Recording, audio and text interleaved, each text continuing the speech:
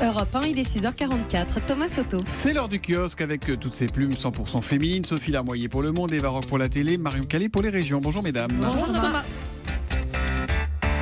À chacun son candidat ce matin pour le soutenir ou pour le démolir. Pourquoi il y croit, titre CNews, affichant en une photo de François Fillon.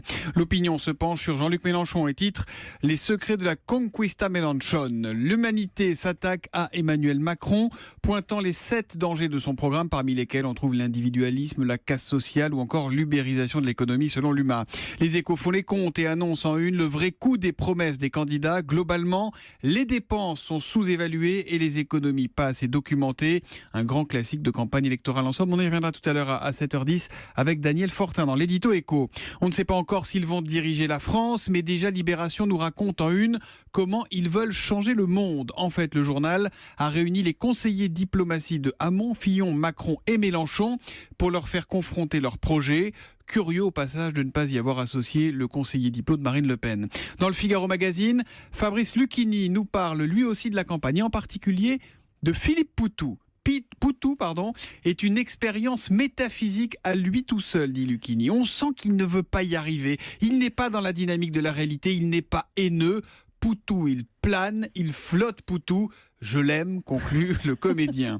Plus sérieux, aujourd'hui en France, nous parle des regrets de François Hollande sur la Syrie.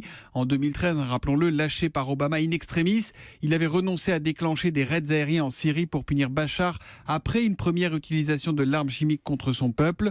La France n'aurait-elle pas dû y aller seule, s'interroge le chef de l'État. Évidemment, ça résonne avec l'actualité de la nuit. La situation en Syrie qui fait la une de La Croix qui titre Bachar al-Assad en toute impunité, du Monde ou encore du Figaro. Le drame syrien tend la relation Trump-Poutine. 3-1 dans la presse quotidienne régionale, Marion Calais. 15 ans après un procès en vue dans l'affaire Kulik, c'est à la une du Courrier Picard. Élodie Kulik avait été retrouvée morte dans la Somme en janvier 2002. Hier, le juge d'instruction a annoncé le renvoi du principal suspect devant les assises. Le difficile accès aux soins dans la dépêche du midi. Enquête du quotidien toulousain sur les délais de rendez-vous chez les spécialistes dans la région. Résultat toujours ahurissant. Jusqu'à 16 mois d'attente pour voir un ophtalmo. Et puis un géant dans Lyon républicaine. Il fait 12 mètres de long, ça vous paraît pas beaucoup, mais c'est quand même grand pour un jouet. Et c'est le plus gros paquebot du monde en Lego, 1 million de briques au total. Il est exposé tout le week-end au château d'Ancy-le-Franc à l'est d'Auxerre. Mais est-ce qu'il flotte ? Est-ce que ça flotte un paquebot en Lego ? Pour l'instant, il est juste à même le sol. À cale sèche, voilà. L'histoire du jour, c'est celle d'une patronne qui a tout compris, Marion. Qui a bien compris, effectivement, qu'il était dans l'intérêt de son entreprise que ses salariés soient bien dans leur basket, au sens propre du terme, car cette directrice d'une agence d'assurance à Angoulême, elle propose, sur la base du volontariat, des séances de sport tous les vendredis à son équipe. Entre midi et 2, le coach détaille la Charente Libre vient directement dans les locaux pour une séance quasi personnalisée. 160 € par mois, prise en charge par la patronne, largement rentabilisée, assure-t-elle, car ses employés ont gagné en confiance. L'une d'elles s'est ouverte, avoue-t-elle, et du coup, elle lui a confié de nouvelles missions de management. Les salariés eux-mêmes se disent plus libres, plus motivés aussi.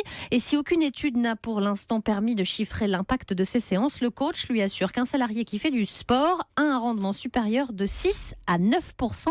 À bon entendeur. J'aimerais bien quand même savoir comment ils chiffrent de 6 à 9%. Hein, Apparemment, il y a quand même des études qui ont été menées en Grande-Bretagne et qui prouvent qu'il y a quand même 50% d'absentéisme en moins dans les entreprises où les salariés font du sport. On est plutôt entre 6,5 et 9,5%. Bon. On regarde la presse internationale. Alors évidemment, ce matin, si on va sur les sites des journaux américains, Sophie Larmoyer, ils sont tous sur la crise entre les États-Unis et la Syrie avec ces bombardements. C'est la une du Washington Post, du New York Times. Toutes les chaînes américaines sont en mode breaking news, comme on dit. Et bien, vous allez nous parler, vous, de Lyudmila Poutine. Alors, c'est pas le carnet mondain, mais tout de même, la nouvelle vie de l'ex de Vladimir Poutine. Voilà, l'ex-épouse de Vladimir a les honneurs de la dernière édition du Washington Post avec ce titre, l'ex-femme de Poutine, de retour sous les projecteurs avec un fringant jeune mari et une villa française de luxe. Un fringant jeune mari, c'est-à-dire quoi ? La discrète Lyudmila serait devenue cougar ? Parfaitement.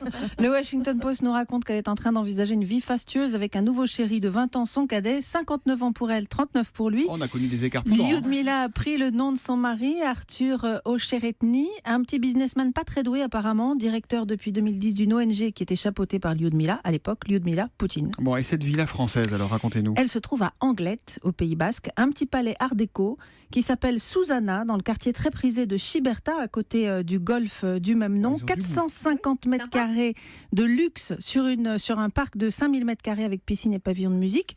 Acheté par monsieur en 2013, de très gros travaux sont en cours. Tout cela est révélé par un site d'investigation qui travaille sur tout ce qui touche au crime organisé, à la corruption internationale. Un article très documenté, fruit d'une enquête minutieuse jusque dans le voisinage. Ainsi, Bernard de Chiberta nous dit que le facteur les a croisés une fois. Il a cru que le jeune mari, un beau gosse un peu oh là là, était le garde du corps de madame. C'est ce qu'il dit. Voilà. La villa était évaluée à l'époque de l'achat entre 6 et 7 millions de dollars. Ils ont les moyens quand même, Lyudmila et Arthur. C'est là que le bas blesse. L'article détaille les revenus supposés ou déclarés des deux tourtereaux. Sur le papier, ils n'ont pas les moyens de s'offrir tout ça. Et le site d'investigation renvoie à une précédente enquête publiée l'an dernier avec le journal russe Novaya Gazeta qui montre comment la famille Poutine s'est enrichie à travers des prête-noms de très bons amis, des amis d'enfance qu'on retrouve dans les paradis fiscaux, par exemple dans les Panama Papers. Quand on se rappelle qu'il y a 10 jours à peine, les Russes étaient dans les rues pour protester contre la corruption supposée du Premier ministre Medvedev. Ouais. On comprend que la famille Poutine tente de rester discrète sur sa fortune. Je pense que cette histoire de villa de l'ex de Poutine à Anglet, on va en entendre parler dans les jours qui viennent. On regarde la télé dimanche soir et on mange des amandes. Tiens, amandes, le secret et les secrets même d'un super aliment, c'est sur France 5 à 20h45. Oui, vous savez, France 5 a trouvé la bonne recette du dimanche soir, un documentaire sur un produit qui est examiné sous tout le saison. Bon, ça s'appelle Capital en fait. Exactement. Et place à l'amande, dont la consommation a quand même doublé en 10 ans. C'est un marché qui est estimé à 20 milliards d'euros par an dans le monde. C'est un produit très à la mode, dont les industriels vantent les qualités nutritionnelles. Alors, petit test en laboratoire. Concrètement, on a autant de protéines dans cette grosse poignée d'amandes, donc dans 40 grammes d'amandes, que dans un œuf. Donc, quelle que soit l'origine de vos amandes, qu'elles soient bio ou pas, les valeurs nutritionnelles restent les mêmes. Donc tout va bien, bio ou pas bio, l'amande c'est bon pour la santé. Et le fameux lait d'amande, je ne sais pas si vous en consommez. D'après vous, est-ce qu'il y a vraiment de l'amande dedans ? Je pense que si vous nous posez la question, c'est que la réponse est non. Test sur 2 bouteilles, une ordinaire et une bio. Seulement 2% pour le lait de grande marque et 7% pour le lait bio. Voilà, pour le reste, c'est de l'eau qui est simplement aromatisée. Alors la suite du reportage pourrait aussi vous inciter à moins en manger. D'abord parce que la culture de ces amandes a des conséquences catastrophiques sur un plan écologique, notamment en Californie, et parce qu'en Inde, qui est le pays... Il faut beaucoup d'eau. Exactement, 4 litres pour une petite amande. Et parce qu'en Inde, le pays qui est très consommateur du fruit sec, la journaliste qui s'est infiltrée dans les entrepôts où on traite ces amandes a trouvé ça. Dans ces entrepôts, nous n'avons vu aucune machine. À la place, des dizaines d'enfants à même le sol, la face sombre de ce commerce mondialisé. Mais vous ouvrez les amandes à la main ?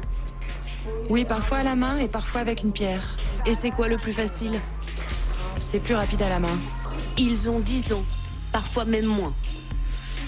Ces enfants, des petites mains habiles qui ouvrent une par une, entre 12 et 18 heures par jour, les millions d'amandes importées de Californie. Voilà, le reportage est complet et très bien fait. Ça mérite au moins de poser les bonnes questions aux consommateurs que nous sommes. C'est toujours bien de savoir ce que nous mangeons. Évidemment. Donc, soit vous mangez des amandes, soit vous regardez Amandes, les secrets d'un super aliment. Et vous n'en mangez plus. C'est sur France 5 à 20h45 dimanche. C'est incroyable le mimétisme avec Capital. C'est fou dans le ton, dans la façon de raconter les musiques d'ambiance. C'est incroyable. Merci les kiosquières. À lundi.